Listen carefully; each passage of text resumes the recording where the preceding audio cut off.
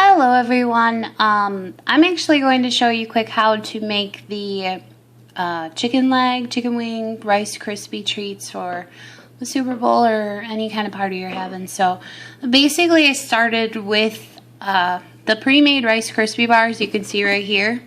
And I've got a bunch done there. And then some drummies over there, some fondant. So I'm just going to show you really quick how to do the two things. I've got this camera kind of awkward here. So starting with the square, these are like the 0.75 ounces. They come in a 16 pack. They're like $3 at Target. So go ahead and you saw how I just pinched off that corner there. Pinch it up and off of the rest of the body of the Rice Krispie bar. And then you can start just kind of forming out the wing tip here. Just use your finger and get pressure, like taper it out to a point. And you can give it a little kind of point here, round that off. And then the bottom, obviously, you can leave it a little squared if you want around it. Just give it a more natural shape so that it looks like the actual chicken wing. And you can vary it. You can see I've got some done here. They're all going to be just a tiny bit different. This one's a little chunkier. This was a chunky chicken. This was a really skinny chicken. Like, you get the idea. So that part's easy peasy, as you can see.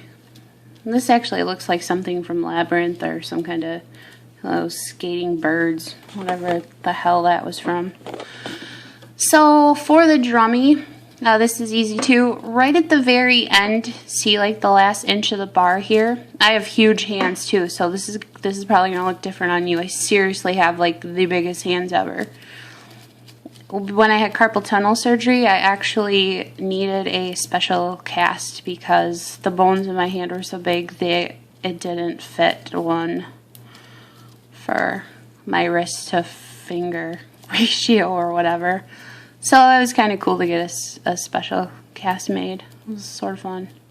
They put like this weird plasticky crap over your arm and they heat it up and it almost just like melts over.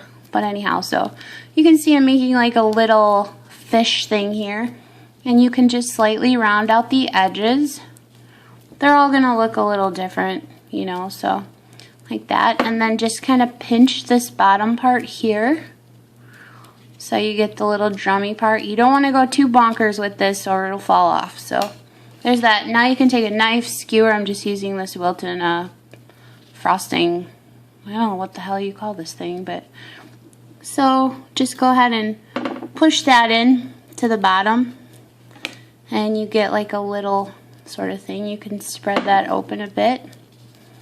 And just round it out nice. I'm trying to watch everything through my phone right now while I'm doing this because I literally have the camera in my little tin here where I keep cake supplies. I keep decorating supplies. So yeah, so there's a drummie. You saw it's pretty easy. Use your imagination. You can make any part of the chicken that you like. For different stuff or anything. I thought about this for Thanksgiving. I made a cake that looked like an actual turkey, so it turned out pretty cool. I'll show you the next step in a bit.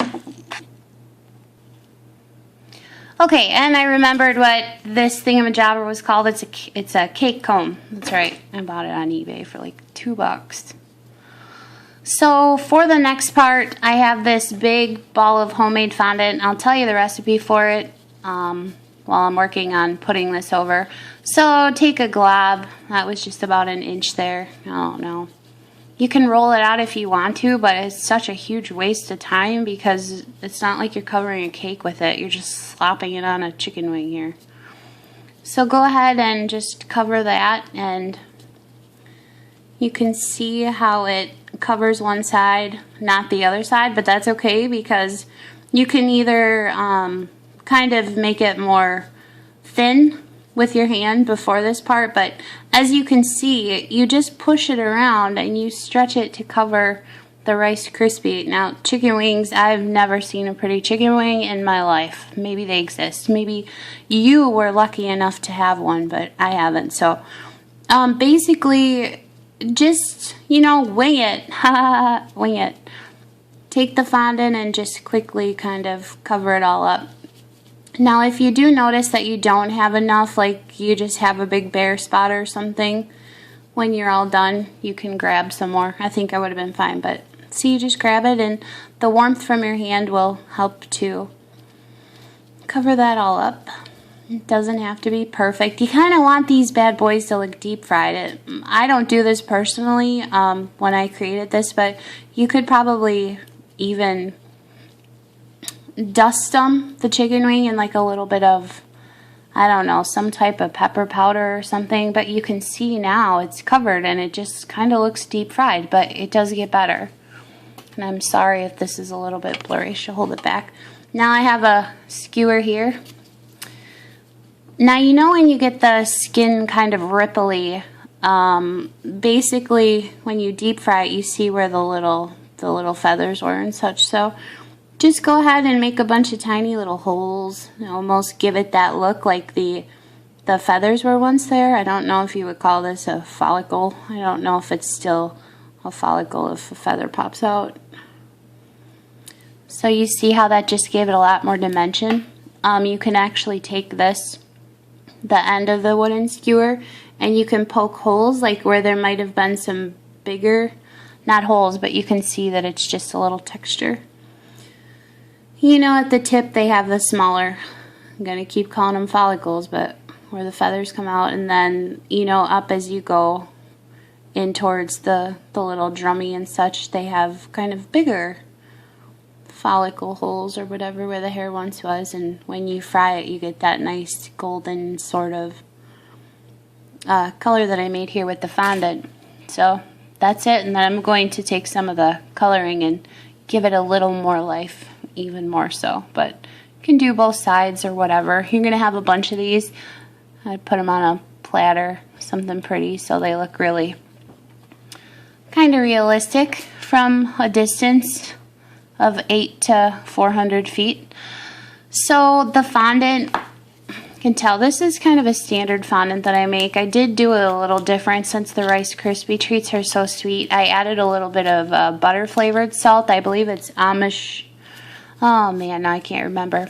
Amish country or Amish something, but they're a popcorn company and they make a lovely butter flavored salt. So I started with about 1/3 of a bag of sugar, so about 1/3 of a pound. I'd say it was about 3 cups or so, if that sounds right.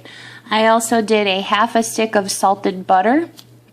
I did 1 of the, you know, stumpy containers of Jet Puff. I believe it's Kraft, like the Jet Puff marshmallow fluff. Oh, can I say marshmallow fluff since it's not marshmallow fluff? Whatever. And I also did I'd say about a sprinkle, 1/4 teaspoon of salt. You can change that, but I also did a little vanilla. So about 3 cups of powdered sugar, 1/2 stick or 4 tablespoons of salted butter, and 1 container of Jet Puff, the small stubby container, the smallest one you can get. Salt to your tasting, the popcorn salt, butter flavored popcorn salt. And then I also did vanilla. So once I was done with that, I added in some gel food coloring. I did a little bit of the Duff Red, and then I did the Wilton Brown and Wilton Orange. You can see them right over there. And so knead that all together. It's going to take a while to incorporate it all. You can't give up on that. You got to just keep going. But in the end, you'll get this, and it's nice and pliable, dry, sort of shiny. And it's still really workable. It feels slightly cool, so as your hands warm it, you know, it makes it even easier. So I don't know if this is what you would call a typical fondant. You could see right there how when you work it, it gets shiny. See that? And when you sort of work it less, it's a little drier. But that's it for that part. I'll show you the next part here in just a moment. Okay, this is the second to last part. So what I'm going to do, I have just an old like Jif lid here, or from the Jet Puff or whatever, tiny bit of water. I'm going to take a little bit of that brown gel color here, you see? I'm just going to take another skewer, or use whatever. I'm just going to dab a little of that on that little plate there. You can give it a quick rinse with the water if you're going to use it for something else, but I'll just use the other side so I don't contaminate my brownies. Should have done this the other way. But the next thing is I'm going to take a little bit of that orange and sort of dab it on my lid here. You can see just a little bit. You don't need much. Get rid of that skewer before I ruin my favorite band t-shirt. And next we have some of this just really generic red food color. It gives it a nice sort of, I'm just trying to get a tiny bit out of here. Like, there we go. That's way more than I wanted, of course, but it'll do. So now what you're going to do, I got my little chicken wing here on this plate just for painting. Take a little bit of the water and just sort of use your thing here as a palette. Go ahead and mix it up a little bit, whatever you like. And then just for a little bit more realistic look, go ahead and get a little bit of that on there. You can see that I'm just sort of painting on a bit of color. It'll fall into some of the cracks, and that's exactly what you want. You want it to go in some of that cracks, look like the crackly skin and such. I don't even think this is focusing, but you get the idea. I'll show you the finished product when I'm all done with everything. But that's it. So you just want to go ahead and sort of use it like watercolors. Use any kind of food grade, food coloring that you want, and simply paint that fondant. You can see how it's kind of going in those cracks there, so it looks really nice and almost saucy, and it will dry really well. And just sort of go into that fondant there. Give it a nice base. So yeah, that's it for that part.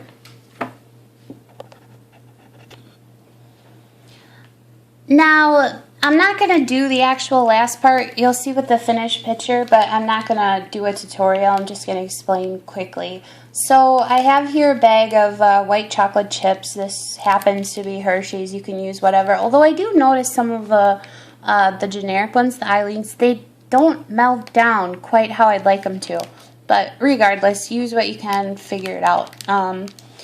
You're going to want to put these in just a small bowl. I feel like glass works best when you're melting chocolate chips. I don't know if that's the truth for everyone or it's just how my microwave works, but go ahead and take, I'd say probably a half a cup of the white chocolate chips, or, chocolate melting bark, anything like that, white chocolate.